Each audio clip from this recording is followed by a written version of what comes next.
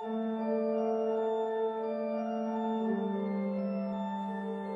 total destruction of Israel, something used by the Zionist lobby to bilk the US out of billions for years, is no longer a dream.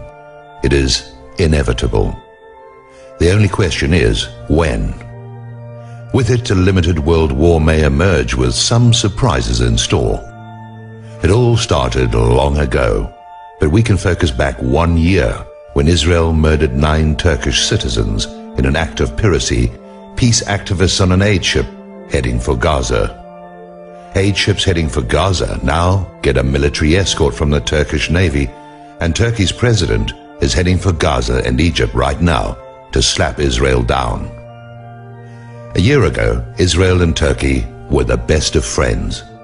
Their spy agencies in the US shared nuclear secrets, sold them to China, North Korea, Pakistan, Brazil, worked as partners, blackmailing half of Washington's army of corrupt officials and traitorous military officers. Patriotism in Washington is rare nowadays, considered stupid. Washington is all about globalism and no borders, about corporations, not America. To most in Washington, America is a joke, a bankrupt has-been nation, drowning in debt with a military now useless, spread across the globe, running errands for a cabal of international bankers. Until a week ago, the Turkish army believed it had control of Turkey, despite the elected government. Israel believed the same. They were wrong.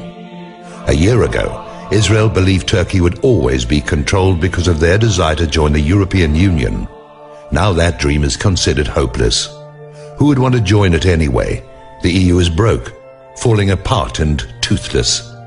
Turkey, instead, is an economic powerhouse, outdistancing all but Germany in technology, productivity and science. Turkey also has a huge army, a mobile army and a military tradition of relentlessness and, to be truthful, cruelty. Israel has been pointing that out of late, how Turkey wiped out the Armenians, much as Israel is wiping out the Palestinians. Problem is, Turkey's army is big, highly disciplined, capable of supporting military operations across the entire Middle East, allied with Iraq, Iran and Egypt, and considers Israel's killings of Turkish citizens last year as an act of war.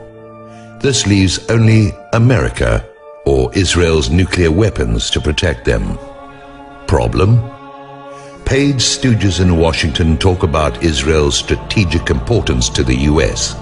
That's a dream, much as the strength of Israel's army is a dream.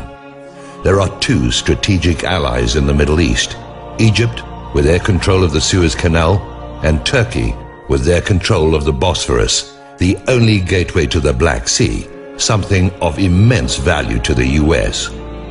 Turkey is also the gateway for oil from Central Asia and northern Iraq. Another factor is Kurdistan. Israel has controlled the PKK, the communist terror group that has killed thousands in Turkey.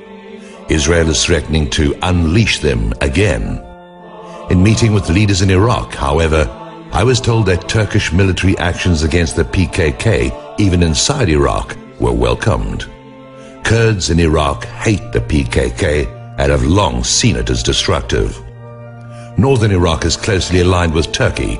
Their economy is totally dependent on Turkey, much more than Baghdad. Hopes for a Kurdish nation are dependent on good relations with Turkey, and those relations have improved continually for some time. One reality is the weakness of Egypt. The Mubarak government, including the military and intelligence services, worked closely with Israel, as did those of Turkey. It is Israel's goal to keep Egypt in line.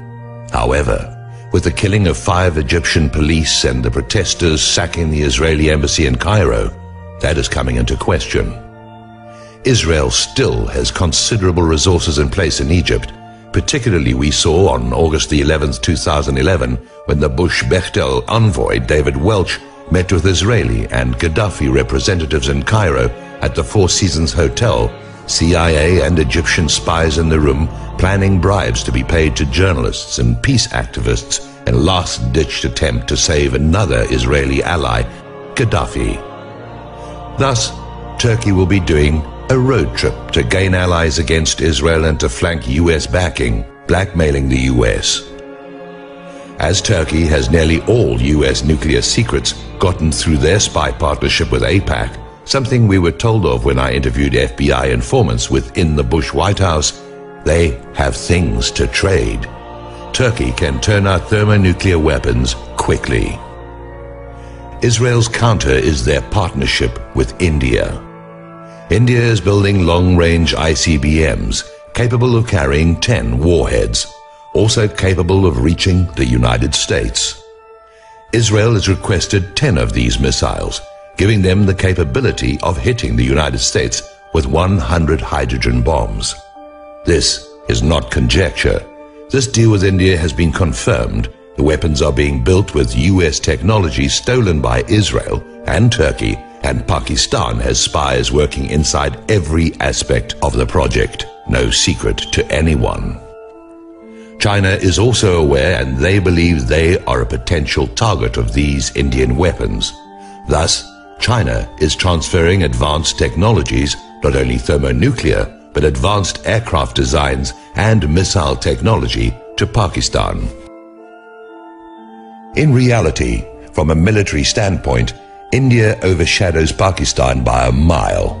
However, with the US in economic decline and dependent on China to buy US debt, betting against China and their close relationship to Pakistan is inadvisable. Pakistan represents China's foothold in Central Asia and their access to a port, Gwadar, in the Indian Ocean. China is dependent on oil from the region and sees the Indian Ocean as an area of strategic value. Pakistan is taking advantage of that. Russia is laughing themselves to death. They helped set up America to fall in Afghanistan, payback for America's support of the Mujahideen, and are enraged at the CIA and the US military for its role in flooding Russia with cheap heroin from Afghanistan. Heroin is destroying the social fabric of Russia nearly as much as drug profits that have infected the US political system have destabilized the US, left the Mexican border totally open, and kept the US and Afghanistan as guardians of the largest opium den in the world. The changes we will see? Libya's new government is more than aware of Israel's interference on behalf of Gaddafi and will become a relentless enemy of Israel. Despite false reports Israel has inserted into the fringe media, Egypt is in play. Things could go either way depending on how meetings go this week with Turkey. With the UN vote on Gaza a given, the US will veto Palestinian statehood. Egypt and Turkey will be pushed together as US prestige in the region crashes. Israel's reaction under its repressive and reactionary Likud regime, under attack at home for economic failures, one after the other, will be to push for military action against Gaza. They may also wish to play in Lebanon, taking advantage of Syria's current weakness. This would be a mistake. Syria will not go down in flames like the Gaddafi regime. They are too vulnerable and will lose their place at the table, offset by Turkey, a nation that has an unpleasant history in the region lasting hundreds of years, a reputation Turkey is now trying to repair. This could also go either way. Israel still has nuclear weapons. Their nuclear advantage in the Middle East is now likely to make them a target. Turkey's army is more than a match for Israel, not even close. There is little expectation that Egypt will do more than posture, as their military under Mubarak became a defensive force only, infiltrated, as is Turkey's, with corrupt officers. What will happen? Israel, with all its planning, its involvement in 9/11, its very proven involvement in the 2003 invasion of Iraq and its machinations in not just Washington, but Cairo, Ankara, and other capitals across the region, is the big loser. Israel is now totally isolated and very much considered sacrificable by the US, despite continual pronouncement by members of Congress otherwise. When Israel had to turn against the Democrats, despite the fact that 79% of American Jews support the Democratic Party, and turn to the GOP and Christian Zionists for support, they bought friends. they would never be able to trust. For years, American conservatives were known to hate Jews, ban them from organizations, maintain no Jews allowed policies at resorts and ritzy neighborhoods, all under the euphemism of restricted. Red states were always no Jews or niggers allowed after sundown. This may not be taught in history books, but it is real history just the same, and the generation of American Jews that remember real anti-Semitism, not the phony Abe Foxman kind, know who their real friends are. 9/11 isn't all we lie about. Turkey, not Iran, will be forced to go nuclear. Turkey, however, is a long-time American ally, a charter member of NATO and, at heart, very pro-American, pro-Western and, as it were, sitting on the world's most strategic real estate. Turkey is also a relentless enemy, one Israel will be too stupid to apologize to, too stupid to make reparations to, and will depend on its nuclear arsenal and friends in the US for protection. Nobody will benefit from this. Not the Palestinians, not Egypt, only those who wish to see Israel have their faces in the dirt. There is a problem with this. There was some hope that Israel itself might have a rebirth of democracy, with 500,000 demonstrators demanding the resignation of Netanyahu's ultra-nationalist government last week. There was a hope. The other big loser will be the United States. Pakistan will bring China into Central Asia. Turkey may well bring them into the Mediterranean, or further. Whether Americans choose to recognize it or not, Bush murdered America's military future. Social cuts and job programs won't be enough. America will have to gut its military and withdraw from its bases around the world. That, or economically die in less than 5 years. The only other way out is debt denial, which requires full cooperation from China and Japan. In light of these issues, these problems, Israel, that small country that has so much control over the US government, will wake up one morning a forgotten backwater in world affairs. Back in 1981, it looked like Israel would be a peaceful neighbor in a Middle East destined to move forward, maybe not to freely elected governments, but at least to no longer be a sideshow for the Cold War. There were lessons from 1981 when Jews visited Cairo as honored guests. 500,000 Israelis, homeless, underemployed, say they can no longer afford, even with the billions of dollars America is giving them, to try and run the world from a few acres of sand now farmed by foreign workers. If Israel's extremist government continues its fear-mongering, helped along by AIPAC and the ADL in the United States, Israel will not survive. Israel will not die alone, not by a long shot. The problem is that there is no political leader in Israel or within the Zionist community in the United States that seems to care. The dream of world domination, as some of us have always seen, never left room for the survival of Israel or any other nation.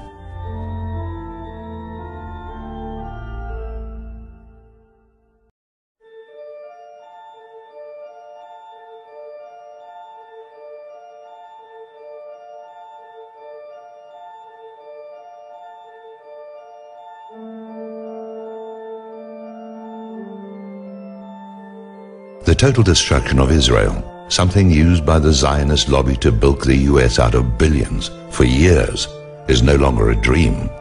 It is inevitable. The only question is, when? With it, a limited world war may emerge with some surprises in store. It all started long ago, but we can focus back 1 year when Israel murdered 9 Turkish citizens in an act of piracy, peace activists on an aid ship heading for Gaza. Aid ships heading for Gaza, now it's sold them to China, North Korea, Pakistan, Brazil, worked as partners, blackmailing half of Washington's army of corrupt officials and traitorous military officers. Patriotism in Washington is rare nowadays. Considered, so get a military escort from the Turkish Navy, and Turkey's president is heading for Gaza and Egypt right now to slap Israel down. A year ago, Israel and Turkey were the best of friends. Their spy agencies and the US shared nuclear secrets.